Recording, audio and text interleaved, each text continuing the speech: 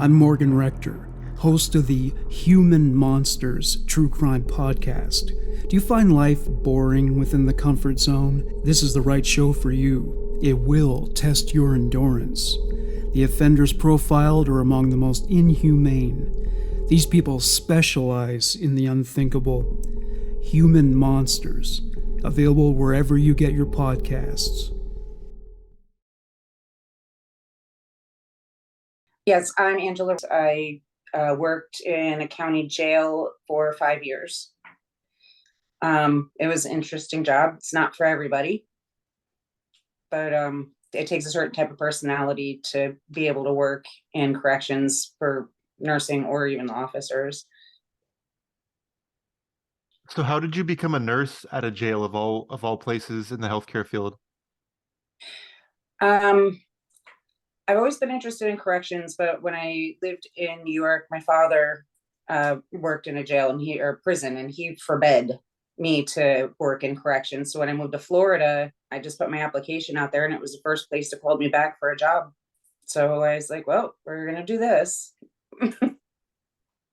Why did he forbid you from working there? Just all the violence and everything that goes on in the institutions? Yeah, working with criminals himself and seeing, like the monsters that he's seen in the prison, he didn't want me around that. And he also saw how the prisoners were with the nurses. So do you know some similarities and differences between working with both inmates and everyday civilians in the healthcare field?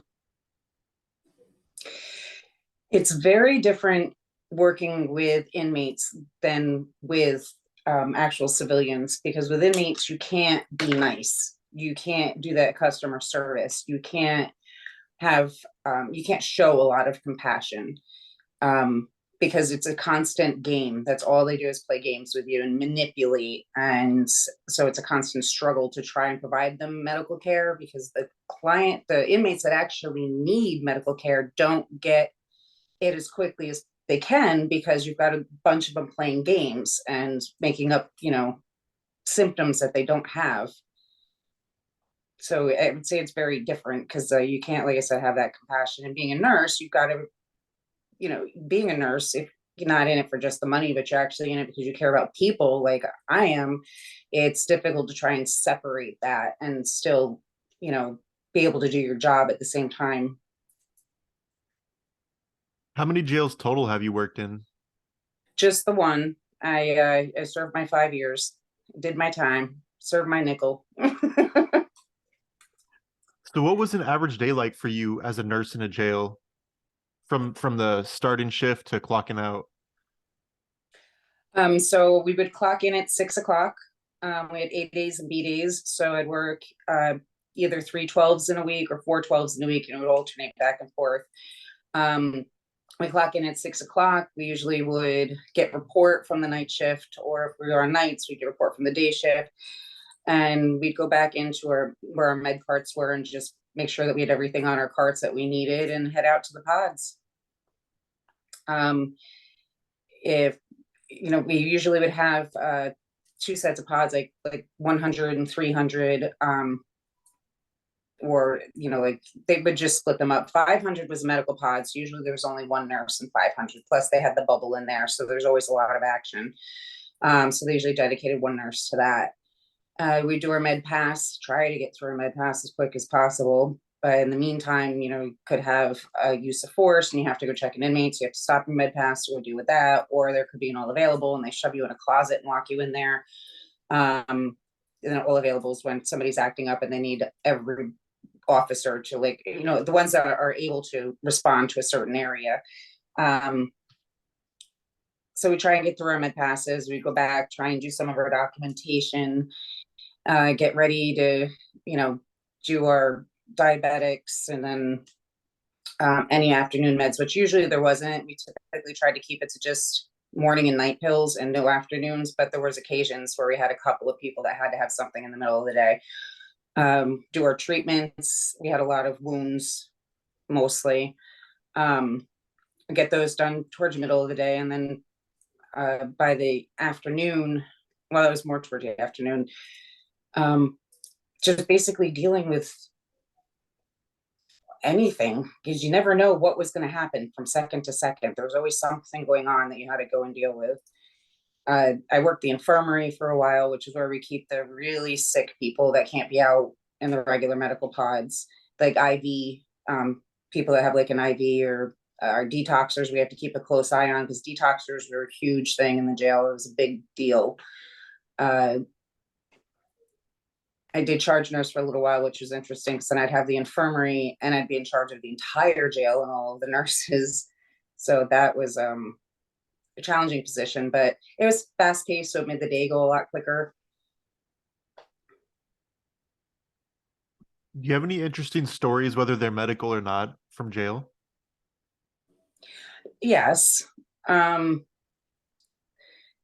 got quite a few. I wouldn't even know where to start. So I guess the first time I really kind of got creeped out by the inmates was, I had a guy in the bubble. If you've got really bad charges, like murder, and you come in, they usually put you in the bubble first on a suicide watch, and so psych clears you. So I was in the bubble. I had an inmate that needed treatment done, and it was a wound on his hand. And I had asked him what kind of a wound it was, because the treatment that was ordered didn't seem appropriate for the wound that I was looking at. And I was going to try and get the treatment changed to something more appropriate. And when I asked the inmate, how did that happen? He very creepily and slowly looked me up and down. And then when he finally made eye contact with me, he said, I fell, with this smirk on his face. And I'm like, okay. So I just did his treatment, let him, moved on to the next one. The next day I saw on the news this inmate, and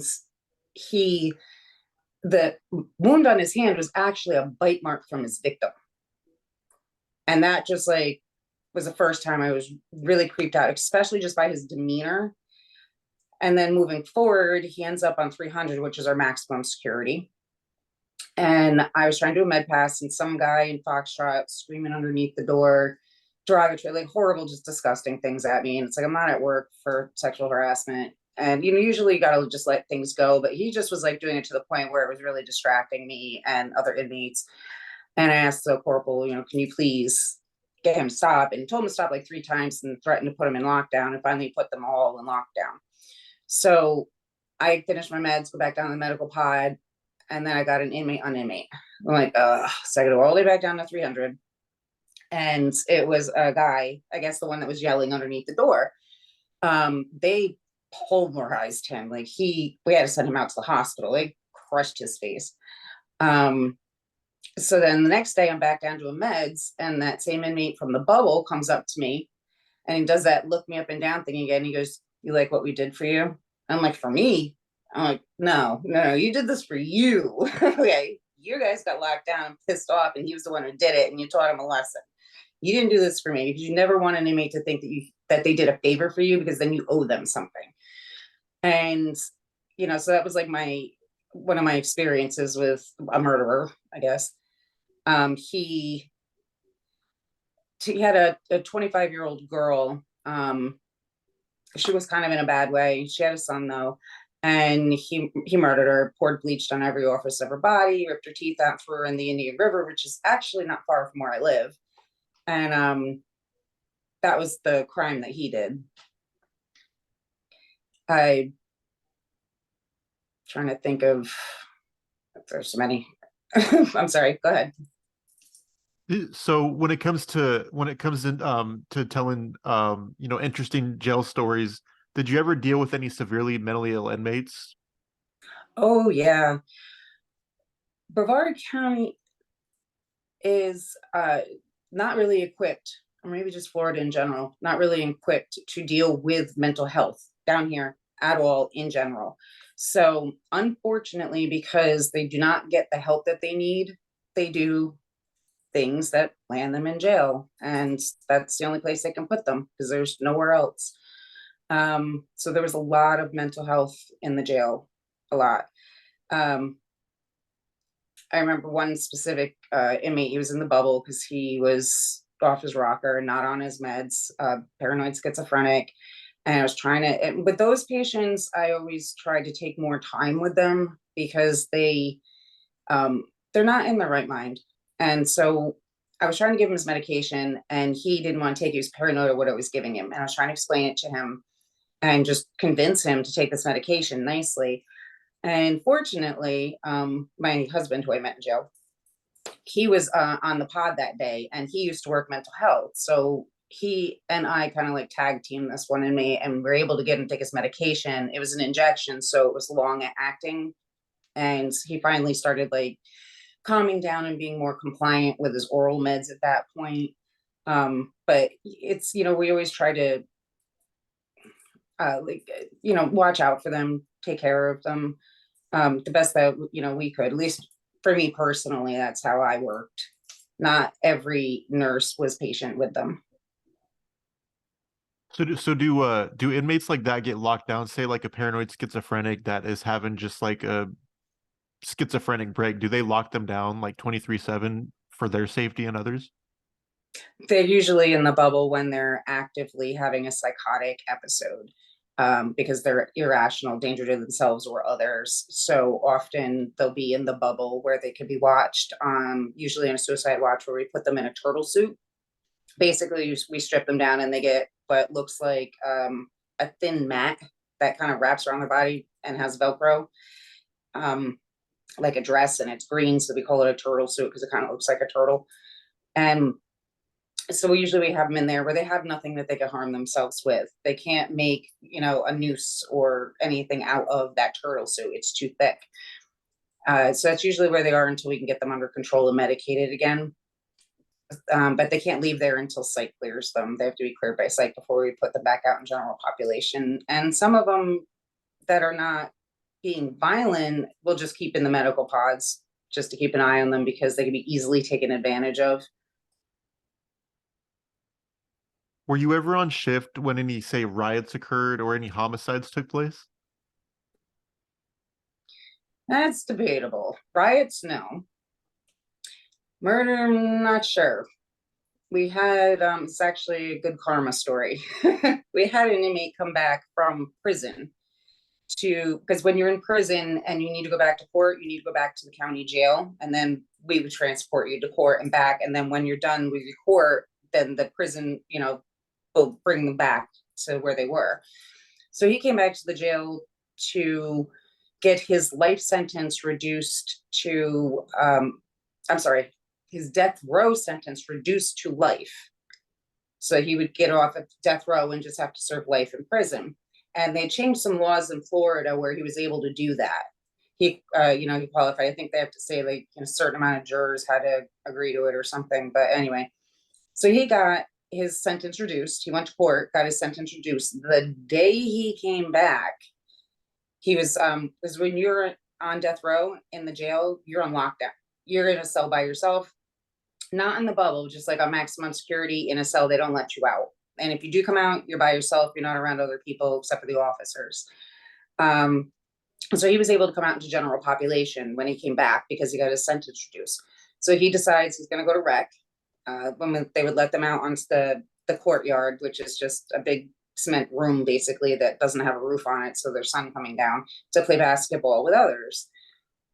Well, shortly after he went out, was playing basketball, we get called down to the pod for medical emergency, and it was this guy. So his life sentence was expedited. We started CPR on him. He was done. There was no coming back from it. And so we had the EMTs had to come, and they pronounced him there, so they left him there. But the rumor was the woman that he killed, he shot, I think it was his brother's sister in the back seat of a car, and then told the two people up front to keep driving around for about 2 hours while he had his way with her body. Allegedly, now these is, rumors, it was never confirmed, that there was a cousin of that girl in maximum security and in the same pod. And so nobody really knows, because there was no cameras at the time, of what really went on out there. But that was kind of like the story that was going around. Most inmates being in a county jail, they're pending court. So most of the time they're not trying to catch more charges. So there wasn't like a lot of like homicides, overdoses by the dozen.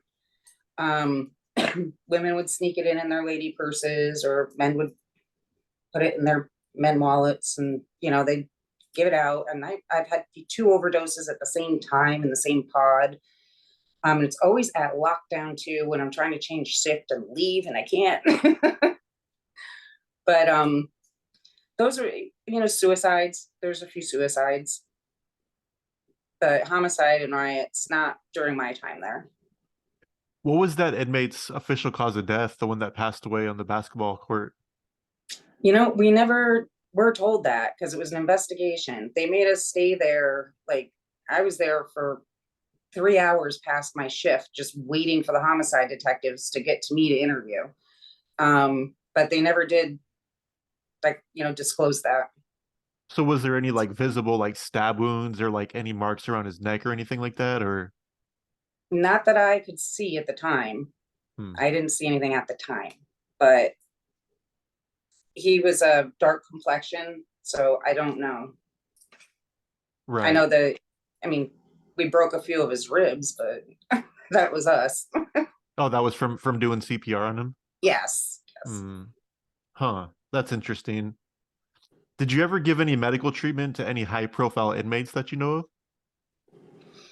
When you say high profile, I'm not quite sure. Not like Jeffrey Dahmer or anything. Anything that was like covered in the media more than like a day or so, Oh, yeah. Well, yes, there's William Woodward. He was our friendly neighborhood. I called him friendly neighborhood serial killer. I loved him. He was great. He wasn't psychotic. It was very his circumstances were very unfortunate. And honestly, it was kind of like rooting for him, but they did cover his case. And I know it was big around here because we were all watching it. But he had shot a couple of his neighbors. They were taunting and bullying him for a very long period of time. And even some of his neighbors went and testified in his behalf because of the torment he went through. And there was one night that the neighbors that were the problem were causing all kinds of a ruckus. They've threatened him. They threatened to do horrible things to his daughter. And one night, I think it was Labor Day weekend or one of the holiday weekends, they were out partying, and he heard one of them say, all right, let's go get him. And he was ex-military and decided that he wasn't going to let them come get him. And he went out there military style and just shot the men, not the women, not the children, just the men. But that's why he was in jail. But he was actually a very thoughtful, kind man when it came to when I worked with him. My company wanted us to hand out, get this, hand out. So I had to hand it out, and again, it was my husband at the time was on the pod, and I'm like, I don't know who to hand these out to. That's not just going to write something disgusting on here. And he had suggested Woodward, so I handed it to Woodward, and I was actually quite surprised by his response, especially because he was new, but it really did give me a new respect for him. He had written that he feels the medical care would be better if the nurses were treated better and weren't always on the defense. And he's absolutely right. He was right. And the fact that he even thought about us, put himself in our shoes and answered it that way was nice, because it's also saying any other surveys with bad comments on it, like, if the nurses are treated better, they'd probably do better. But we're not. And they would argue with you just to get you to stand there so that they can smell you. The longer they can keep you engaged, regardless if it's fighting out of like a negative attention, it didn't matter to some of them. They wanted that negative attention because it was the only attention they were getting from a female at the time. But he said that, and I was like, wow, it really took me back. I was not expecting that. I worked with Zach Penna, but he really never gave me a hard time. He was the one in Florida that I think he was staying with his aunt, and he broke into the house because she wasn't home. Then I think it was a neighbor. He ended up killing 2 neighbors and stole their car, and then drove to not too far from where I live, actually, and tried to steal, I think, another vehicle and killed another person. And they finally caught up to him. They shot him, so he was in the hospital for quite some time. But then he ended up coming back, and they had him in the medical pod. But he just he was on his medication. He was another one. His behavioral. He was, he did not have his medication, and so he had a psychotic break, and that's why he did what he did. So when we got him back on his meds, he was actually just, he wasn't, he was, I guess I'd say, calm and normal. Like, I wouldn't have really remembered his name much, other than he was kind of like a big talk around the area. Because if you didn't annoy me, I didn't remember your name. If I remembered your name, it's because you're a-hole, probably. Trying to think of what would be considered high profile.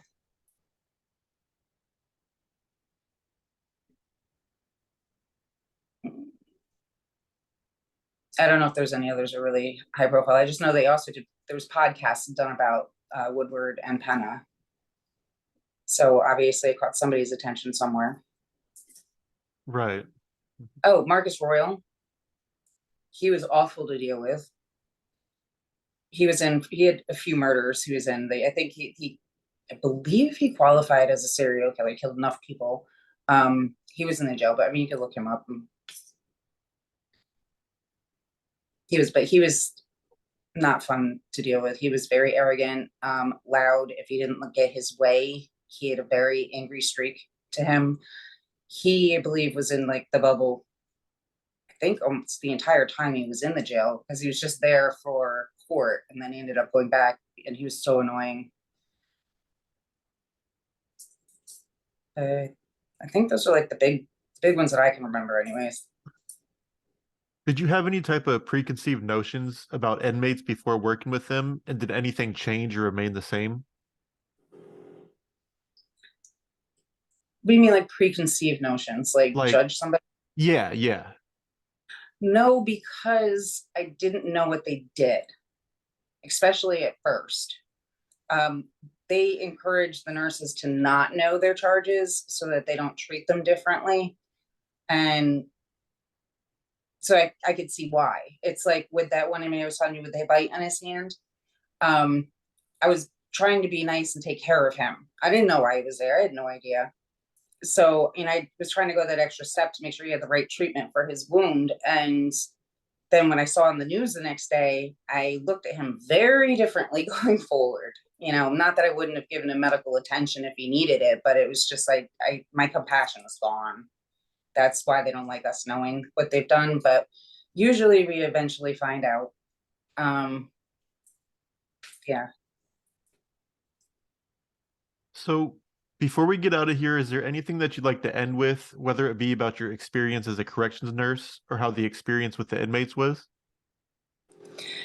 It was eye-opening. Definitely, I think being raised by a corrections officer really helped me be able to adjust to it. But if you don't have that mentality, I would not work in a jail, because you're just going to put yourself in danger. I worked with a nurse. She was biggest heart in the world. She wore it on her sleeve.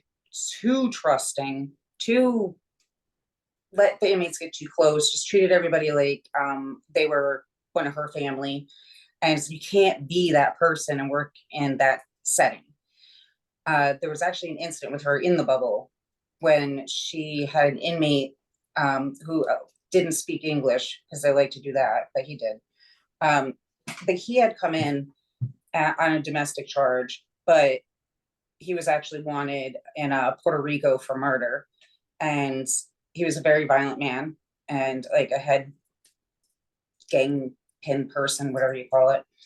So she was trying to work with him. I happened to be there, and he went to go reach for her to, saying, help me, help me, help me. And she was going to reach for him. And it's like, no, you can't do that. I actually had to like pull her aside and tell her, so you cannot do that. The result of that was, and again, it happened to be my husband, had to do a use of force on him. He was a use of force instructor, and he had to put him to sleep, briefly. So he ended up doing that because this inmate was reaching for the nurse. She had pens on her. She had, things on her body in her uniform that could be used as a weapon. And had he been able to grab that pen, he could have taken her hostage very easily. And then it would have been a whole nother mess. So it was a very quick reaction to get him away from her because they were reaching for each other. And like I said, I had to pull her aside. It's like, you can't be that person and work in that setting. And if you are that person, then don't even bother trying to get into corrections. But at the same time, you still have to have compassion, but you can't show it. And you just always have to watch your back, always. And you get into positions that's, not safe. And I think that's part of the reason when my husband retired, I decided to leave because I didn't feel safe there. If I get locked in a room with 7 inmates, no officer, they weren't, like into the Sally port. Because when you walk into a pod, you're in a Sally port, and then they have the pods off of that, like Alpha, Bravo, Charlie, Delta, whatever. So you're in the circle when you walk in. They've had inmates out in the circle, and they'd let me into the room, and I can't see on the other side of Sally port because there's a big cylinder in between where the control room is for that pod. And so I assumed there would be an officer in there, but when I went around the other side and it wasn't, I got really upset about that. I had at one point had to scream to a guard to help me because I had an inmate coming at me very angrily with a cane, and it scared the crap out of me. So that, being in that type of a position, it's, you've got to be able to deal with anything that walks in the door. And you never know what's going to happen. It's so unpredictable. I guess I could say that every time I used to think that I've seen it all, they proved me wrong. Awesome. Well, I want to thank you for your time today and giving me your perspective on being a nurse in a jail. And this has been the first perspective actually of a healthcare worker in a jail or a prison institution. So I really appreciate it. No problem. They don't train nurses to go into corrections. You just go in as a civilian. So it's the officers are trained, but the nurses are not trained. So people definitely healthcare workers need to keep that in mind when they go in. They're not going to train you. You're just going to be thrown into you're literally going to be locked in a building with inmates and hope your officers are good. But thank you. Unforbidden truth.